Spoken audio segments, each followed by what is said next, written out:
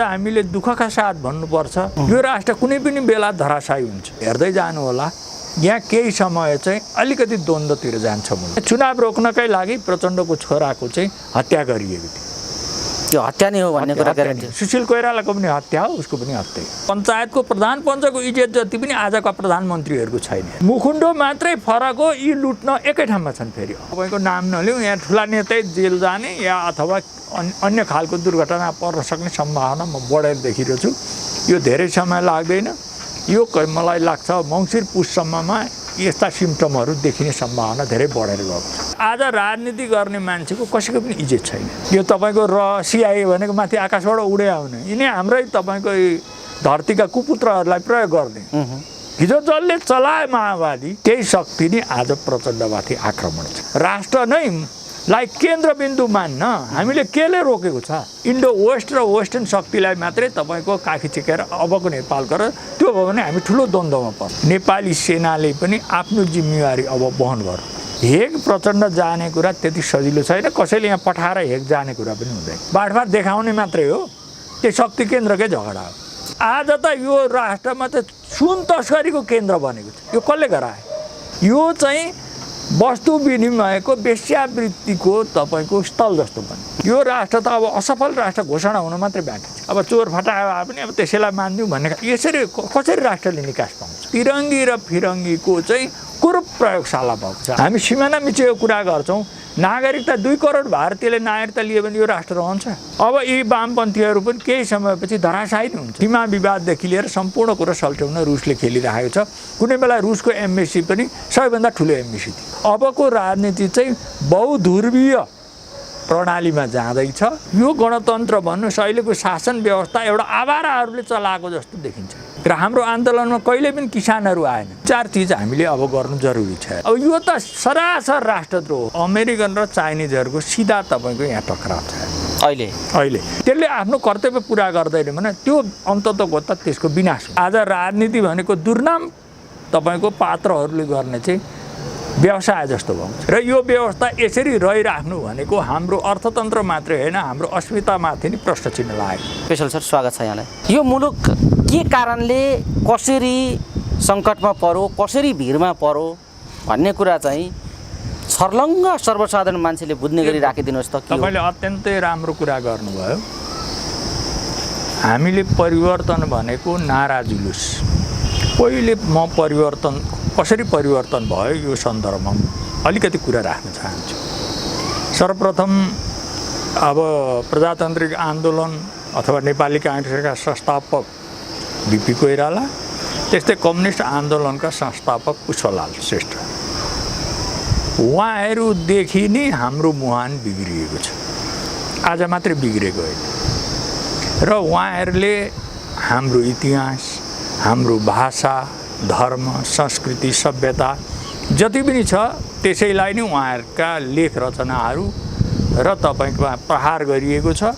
र ती हाम्रा नायकहरूलाई चाहिँ उहाँहरूले चाहिँ निन्दित गर्दै सामन्त, दलाल, विरोधी शक्तिको रूपमा चाहिँ चित्रित गरिएको छ।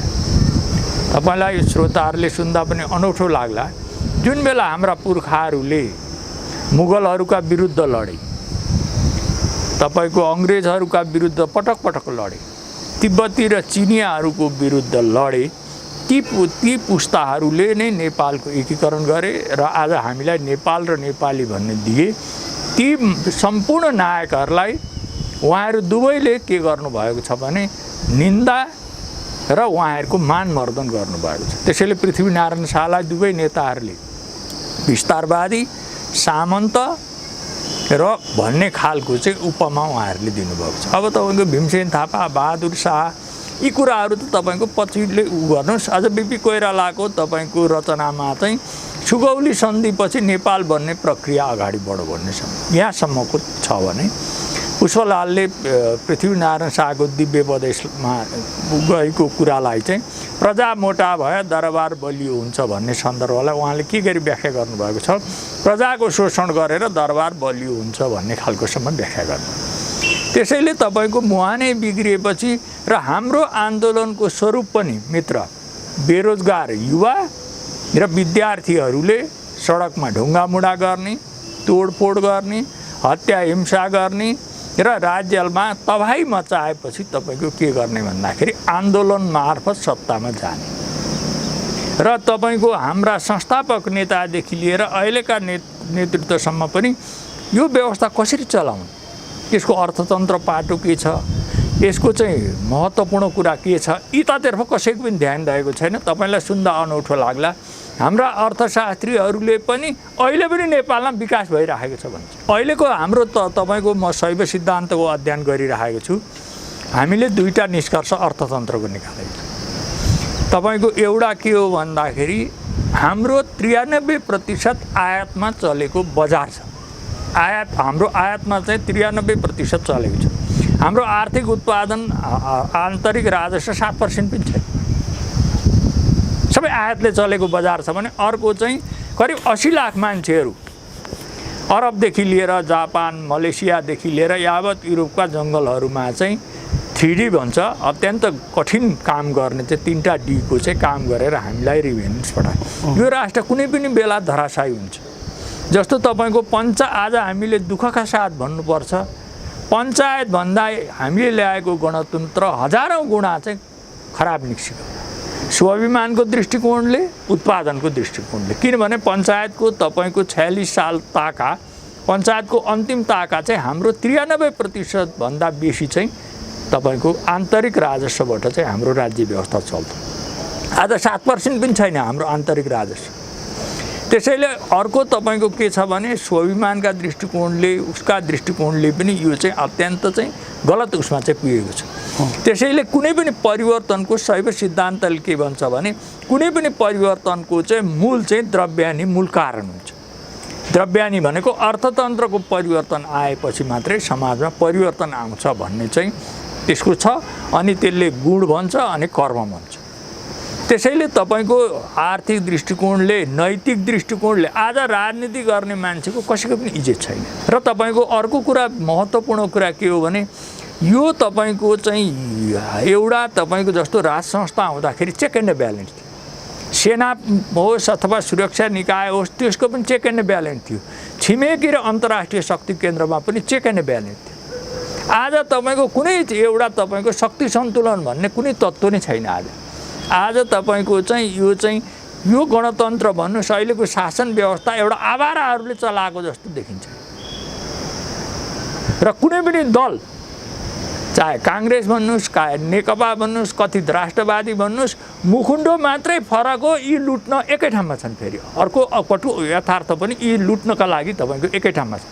र अहिले कुनै पनि शासन चाहिँ गुन्डागर्दी, घुसखोरी, अनैतिकता, अब यो कोरोनादेखि लिएर यावत तपाईँको उसमा पनि मान्छे घुस खान तयार छ। र कुनै पनि नैतिकताको पनि नभएपछि यो व्यवस्था तपाईँको ढल्ल मात्रै बाँकी छ।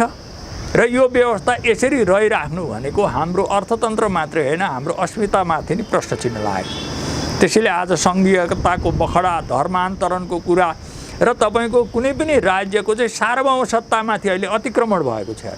अब तपाईँको कुनै पनि राज्यको सार्वभौम सत्ता भनेको केसँग जोडिन्छ भने त्यो राज्यको भाषा, धर्म, संस्कृति, इतिहास, सभ्यता र मूल्य मान्यता अनि ती तपाईँको जनजीवनमा भएका चाहिँ लोक संस्कृति, लोक परम्परा चाहिँ त्यो सार्वभौम सत्ताका मूल आधार हो। र अहिले सार्वभौम सत्ताका मूल आधारहरूलाई दिनानुदिन तपाईँको क्षय गरिँदैछ, दिनानुदिन भत्काइँदैछ।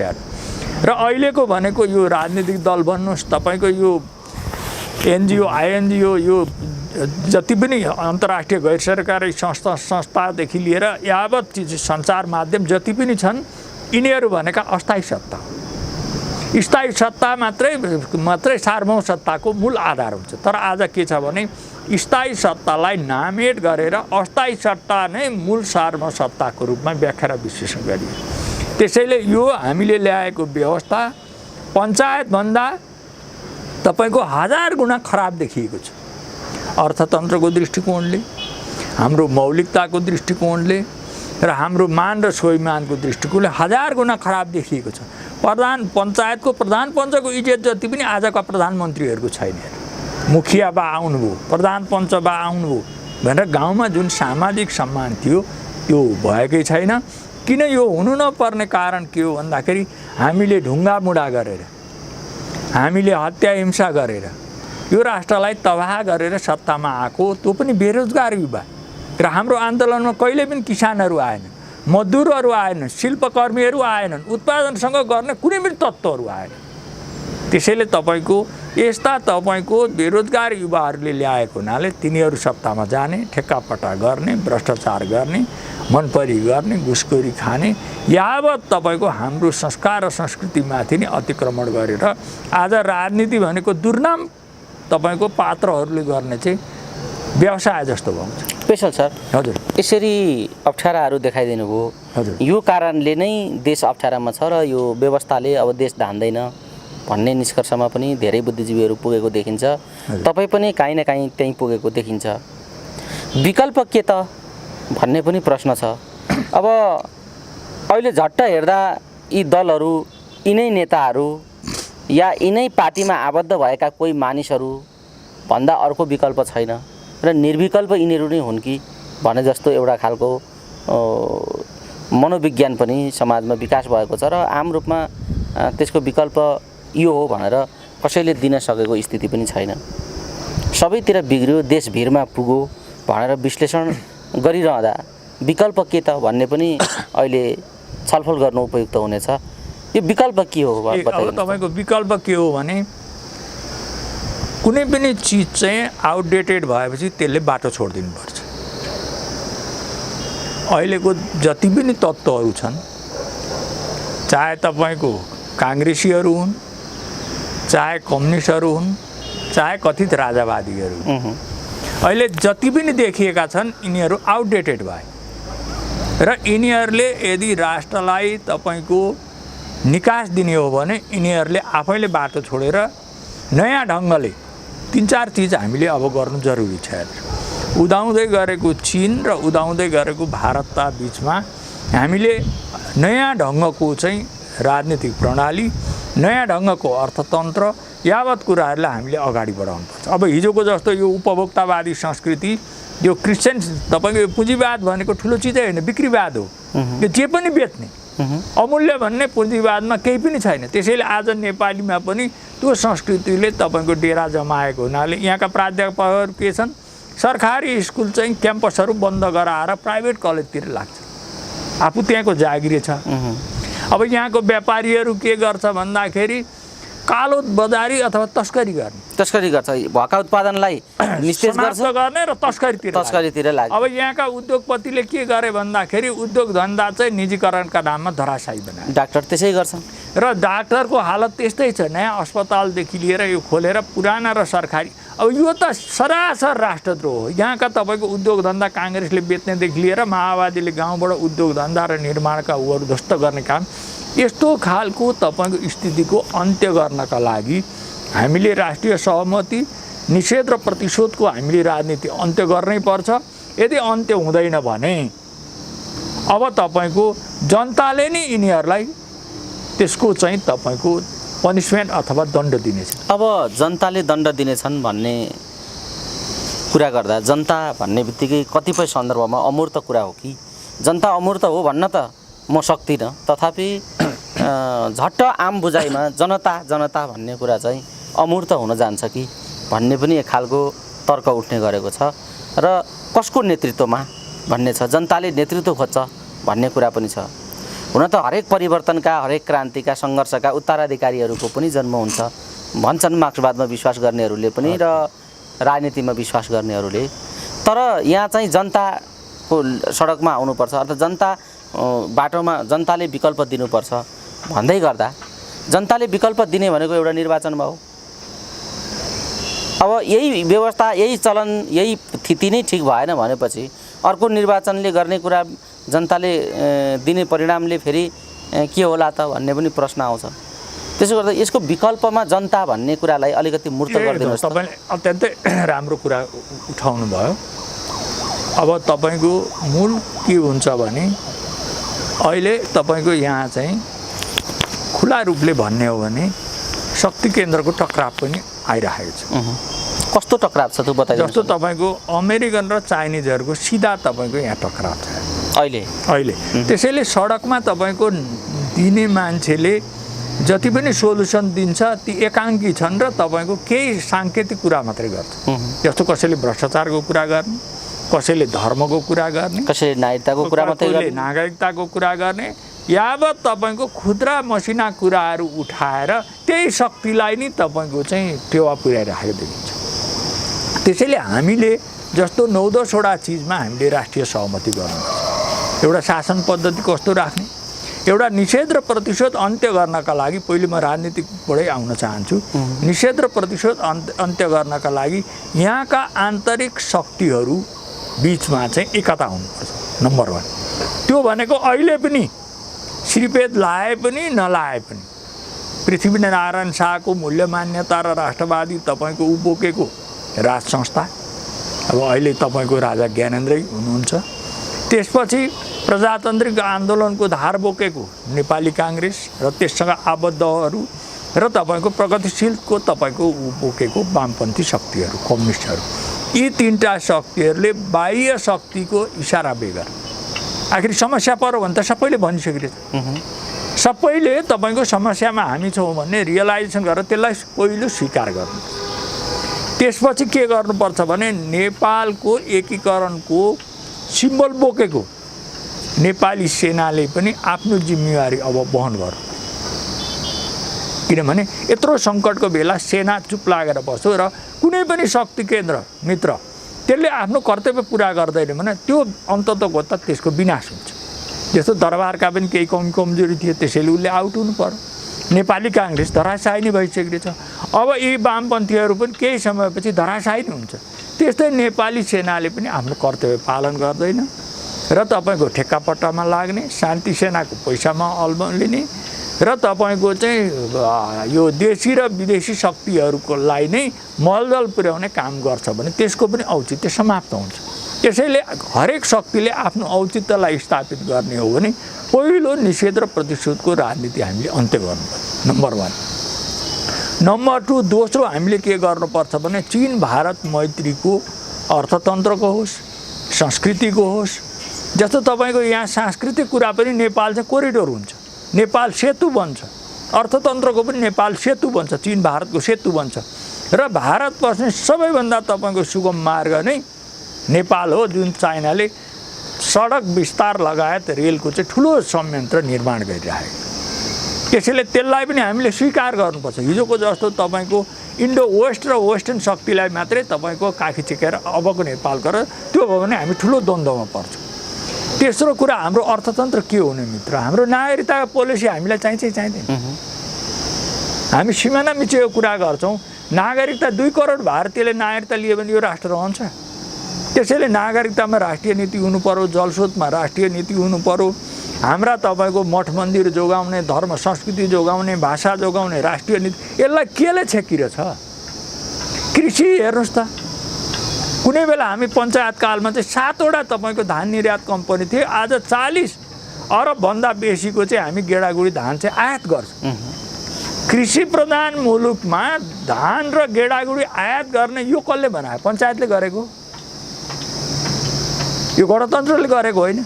हामी त अहिले तपाईँको यो त एक किसिमले भन्यो भने कटु शब्द प्रयोग नगरौँ भनेको थियो। यो चाहिँ वस्तु विनिमयको वेश्यावृत्तिको तपाईँको स्थल जस्तो बन्यो। त्यसैले कुनै बेला लिच्छवी कालमा, मल्ल कालमा तपाईँको तिब्बतबाट चाहिँ काँचो सुन ल्याएर यहाँ पगालेर मूर्ति बनाउने, मुद्रा बनाउने, यावत तपाईँको कलाकृतिका सामान बनाउने, त्यस्तै जडीबुटी ल्याएर भारततिर सप्लाई गर्ने, त्यो त लिच्छवी किराँत कालकै कौटिल्यको अर्थशास्त्रमा उल्लेख छ। तपाईँको कूटनीति र अर्थतन्त्र राजनीतिका हिसाबले त अब तिब्बतको पैसा नि नेपालले छाप्ने भनेको पनि छ नि त। भारतबाट काँचो चाँदी ल्याएर यहाँ चाहिँ तपाईँ त्यसलाई गाल्ने र तपाईँको उ गर्ने। आज त यो राष्ट्रमा चाहिँ सुन तस्करीको केन्द्र बनेको छ। यो कसले गरायो?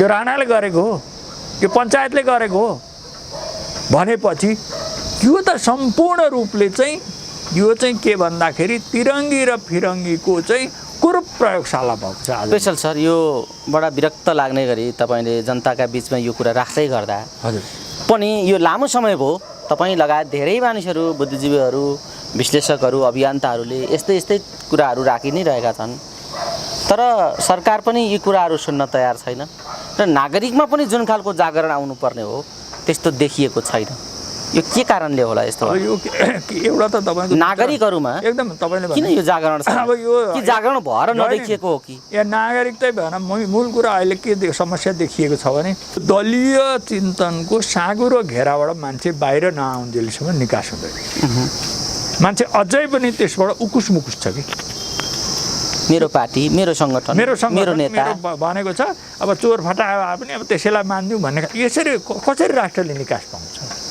निकास ल्याउनका लागि हामीले त्यस्ता चिन्तनबाट हामीले बाहिर आउनै पर्छ यदि राष्ट्रलाई निकास दिने हो राष्ट्रमा चाहिँ समस्या समाधान गर्ने हो भने त्यस्तो तपाईँको सङ्कीर्ण चिन्तन प्रणालीबाट हामी आउनै पर्छ र हामीले राष्ट्रलाई मूल तत्त्व मान्ने सबै शक्तिहरूले सेनादेखि लिएर अघि मैले जति पनि नाम लिएँ राष्ट्रलाई नै मूल तत्त्व मान्ने राष्ट्र नै लाई केन्द्रबिन्दु मान्न हामीले केले रोकेको छ 30-31 वर्ष त हामीले शासन गरिसक्यौँ आज नेपाल न अर्थतन्त्रको दृष्टिकोणले न नैतिकताको दृष्टिकोणले कुनै पनि दृष्टिकोणले नेपाल दिनानुदिन गुड्दो छ यो राष्ट्र त अब असफल राष्ट्र घोषणा हुन मात्रै बाँकी छ पेशल सर ठ्याक्कै यो स्थितिमा पुग्यो एकछिन अब दलकै चर्चा गरौँ हजुर यो समग्र स्थिति हुनुमा यही गणतन्त्र यही सङ्घीयता यही नक्कली प्रजातन्त्र हो भनेर यसरी धारणा व्यक्त गर्दै गर्दा दलहरू किन समीक्षा गर्न तयार छैनन् के यो सङ्कट उनीहरूलाई थाहा नभएर हो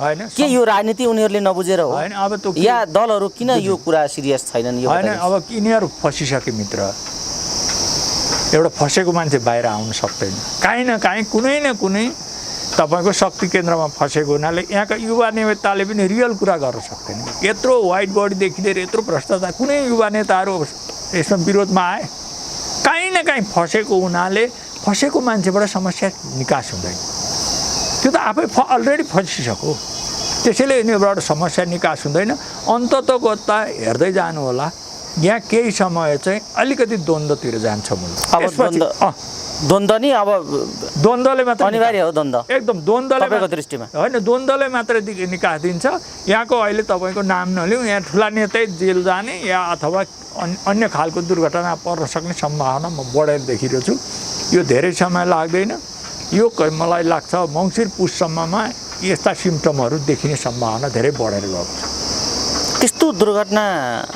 कहाँबाट निम्तिन्छ कसरी निम्तिन्छ बताउनुहोस् त त्यो त अब शक्ति केन्द्रले त तपाईँको यहाँ दरबार हत्याकाण्डदेखि लिएर मदन भण्डारीको हत्याकाण्डदेखि लिएर तपाईँको राजाको बहिर्गमनदेखि लिएर सुशील कोइरालादेखि प्रचण्डको छोराकोसम्म तपाईँको हत्या प्रकरणका सिलसिला छन् भने अब त्यो ठुलो कुरै के हुन्छ भन्ने कुराको त्यो त कुनै उ छैन तपाईँ हामी पनि कुनै बेला पनि हामी पनि उसमा पर्न सक्छौँ तर के भने किनभने अब चाहिँ तपाईँको यो शक्ति केन्द्रको चाहिँ करिब करिब अब अलिकति एकचोटि फाइनल उ चाहिँ हुन्छ ए वारपारको स्थिति तयार वारपारकै नेपालको राजनीतिमा नेपाली भूमिमा भित्रको अन्तर्राष्ट्रिय चलखेल वारपारको स्थितिमा पुगेको स्थिति हो अहिले त्यसो अब पुग्ने सम्भावना बढेर गएको छ पेशल सर ठ्याक्कै यो बताइदिनुहोस् अब प्रसङ्ग आइ नै हाल्यो हाम्रो वास्तविकता भनेको एउटा सांस्कृतिक हिसाबले धार्मिक हिसाबले राजनीतिक हिसाबले चीन र भारत यी दुईटा मुलुकहरू नै हुन् हाम्रो रियालिटी चीन र भारत हो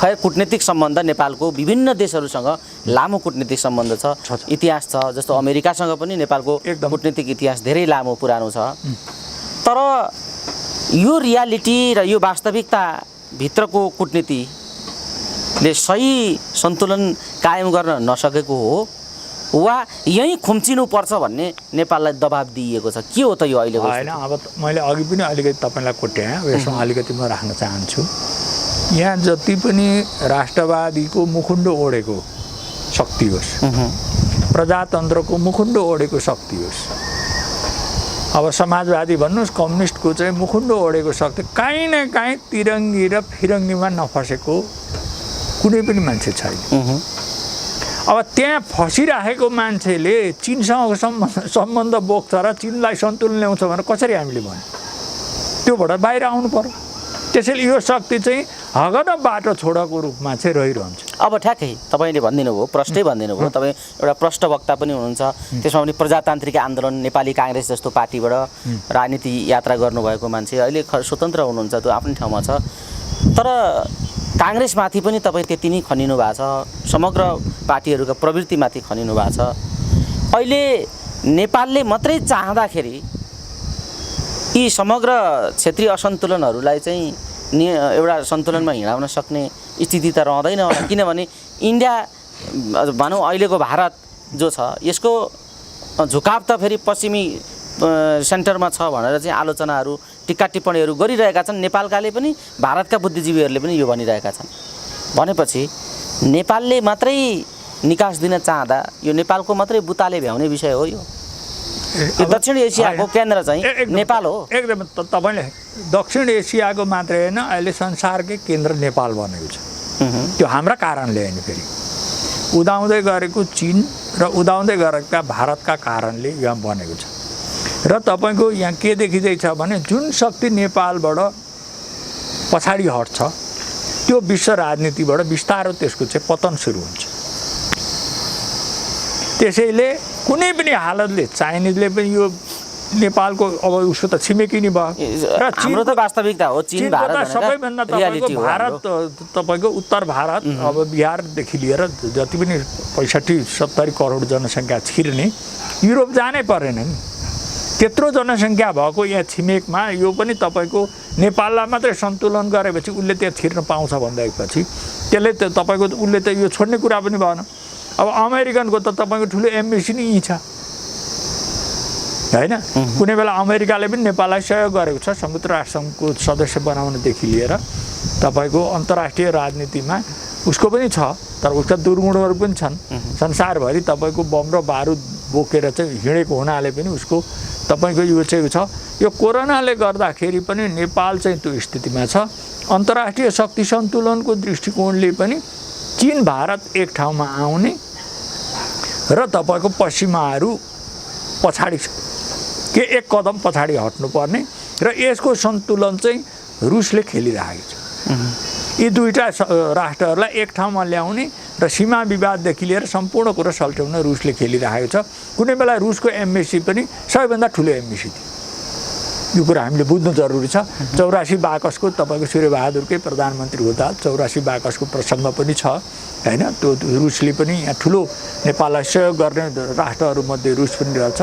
त्यसैले अबको राजनीति चाहिँ बहुध्रुवीय प्रणालीमा जाँदैछ र यहाँका जति पनि अघि मैले नाम लिएका शक्ति केन्द्रहरू यो बहुध्रुवीय प्रणालीमा राजनीति नजाओस् भनेर अहोरात्र खटेका छन् र हामीले बहुध्रुवीय प्रणालीलाई स्वीकार गरेर यो चीन भारत मैत्री बाह्य सन्तुलनको राजनीतिमा गयौँ भने राम्ररी निकास निस्कन्छ, नत्र धेरै ठुला दुर्घटना हुने सम्भावना बढेर जाने म देख्छु। यस्तो जटिलताको बिचबाट गुज्रेका नेताहरू गुज्रेका पार्टीहरू काहीँ न काहीँ फसेकै कारणले सङ्कट आयो भनेर तपाईँले भन्दै गर्दा अब मिल्नुपर्ने र एकता कायम गर्नुपर्ने स्थिति हो भन्ने कुरा यी चित्रहरूले प्रष्ट देखाउँछ।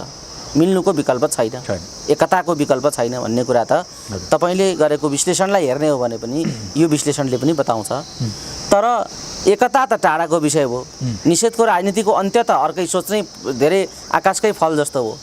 आफ्नै पार्टीभित्रका दुईटा अध्यक्ष पनि भेट हुन नसक्ने स्थिति छ। के भएको हो यो चाहिँ नेकपाभित्रको अहिलेको स्थिति? अब नेकपाभित्र तपाईँको के देखिँदैछ भन्दाखेरि सत्ता त उनीहरूले चलाइरहेका छन्। खड्गप्रसाद ओली कम्प्लिट तपाईँको चाहिँ पश्चिमा र तपाईँको चाहिँ यो चाहिँ इन्डियनहरूको स्वार्थमा चाहिँ बेसी लागेको देख्नुहुन्छ। यद्यपि उहाँका केही महत्त्वपूर्ण गुणहरू पनि छन्। प्रचण्ड चाहिँ त्यो शक्तिबाट बाहिर हिजो बढी तपाईँको प्रायोजित रूपमा प्रयोग हुनु परेको हुनाले त्यो पीडाबाट बाहिर निक्लिने र काहीँ न काहीँ तपाईँको प्रतिशोधको पनि भित्र मानसिकता देखिन्छ। किनभने चुनाव रोक्नकै लागि प्रचण्डको छोराको चाहिँ हत्या गरिएको थियो। त्यो हत्या नै हो भन्ने कुरा ग्यारेन्टी। सुशील कोइरालाको पनि हत्या हो, उसको पनि हत्या। चुनाव रोकिन्छ कि भनेर गरेका थिए। चुनाव नरोकिएपछि अहिले सबैभन्दा हिजो प्रचण्ड पथ निर्माण गर्ने, प्रचण्ड भनेको राष्ट्रवादी हो भन्ने, प्रचण्डको महिमा गाउने तत्त्व नै आज सबैभन्दा बेसी प्रचण्डमाथि खनिएको छ। यद्यपि माओवादीको म घोर विरोधी हुँ होइन माओवादीको मैले कुनै माया गर्नुपर्ने मैले कुनै कारण छैन तर अहिले प्रचण्डले अलिकति पश्चिमा धार र इन्डियन धारभन्दा अलि बेगल किसिमले उभिन खोज्दाखेरि अथवा चीनसँगको निकट पुरा माओवादी धेरै चिनिया शक्तिलाई पनि नेपालमा सन्तुलन गर्नुपर्छ भन्ने मान्यता राखेको कारणले सभामुखको प्रकरणदेखि लिएर यावत कुराहरू त्यहाँ घटेका छन् त्यो हामीले योभन्दा अगाडि पनि चर्चा गरेका छौँ त्यसैले तपाईँको त्यो भएको हुनाले अहिले प्रचण्डमाथि चाहिँ विशेष गरी हिजो जसले चलायो नि त्यही शक्ति खनिएको छ कि यति भनेर चाहिँ कुरा बुझ्नुहोस् अब नामै तोक्न नलाग्नुहोस् जसले हिजो चलायो जसको शरण उसकै मरण भने जस्तो स्थिति आयो छ हिजो जसले चलायो के यो तपाईँको सिआइए भनेको माथि आकाशबाट उडे आउने यिनी हाम्रै तपाईँको धरतीका कुपुत्रहरूलाई प्रयोग गर्ने हिजो जसले चलायो माओवादी त्यही शक्ति नै आज प्रचण्डमाथि आक्रमण छ आक्रमक भएर चाहिँ विभिन्न तपाईँको बाहनामा उसले आक्रमण हेगदेखि लिएर यो प्रकट छ हेग प्रचण्ड जाने कुरा त्यति सजिलो छैन कसैले यहाँ पठाएर हेग जाने कुरा पनि हुँदैन यो राज्यले निर्णय गरेर पठायो भने अलग कुरा हो नभए तपाईँको कुनै शक्ति केन्द्रले निर्णय गरेका आधारले अब प्रचण्ड हेग जाने अथवा नजाने भन्ने निर्णय चाहिँ अब दुईटै छिमेकीले गर्ने अवस्थामा नेपाल यो दुईटा अध्यक्षको जोगीसँग भैँसीडर भैँसीसँग जोगीडर भने जस्तो हो शक्ति केन्द्र यही भएको हो यो शक्ति केन्द्रकै तनाव टकराव यो भेटघाट नहुने स्थिति त्यसैको असर हो शक्ति केन्द्रकै टकराव हो कि बाँडफाँडको कुरा हो यहाँ त बाँडफाँड होइन बाँडफाँड देखाउने मात्रै हो त्यो शक्ति केन्द्रकै झगडा हो पेशल सर यो समग्र खुलासा गरिदिनु भयो आजको कुराकानीमा हामीले धेरै विषयहरू जनताका बिचमा पस्किन सक्यौँ र साँच्चै महत्त्वपूर्ण संवाद भयो आजको भन्ने हामीले ठानेका पनि छौँ यो समय र संवादका लागि यहाँलाई धेरै धेरै धन्यवाद छ ल यो मौका दिनुभयो र अब राष्ट्रले चाहिँ हामीहरूले सम्पूर्ण रूपले चाहिँ नेपाललाई केन्द्र मान्ने र समस्याको समाधान जसले दिँदैन ती शक्तिहरू चाहिँ नामेट हुने स्थितिमा हाम्रो राजनीति पुगिसकिरहेछ हस् ल हस्